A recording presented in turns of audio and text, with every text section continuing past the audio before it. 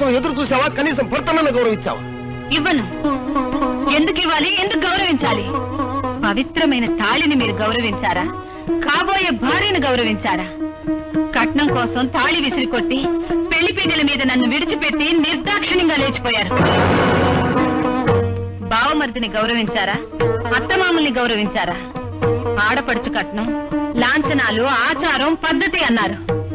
ఇల్లు తాకట్టు పెట్టించి నా వాళ్ళనందరినీ అవమానించారు.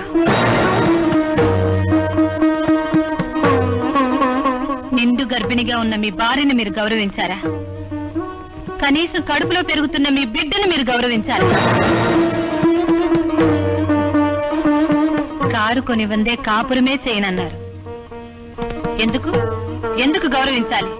మీరు తింటున్న కంచం నాది, మీరు పడుకుంటున్న మంచం నాది, తిరుగుతున్న కారు నాది, ఉంటున్న ఇల్లు నాది. స్వశక్తి మీద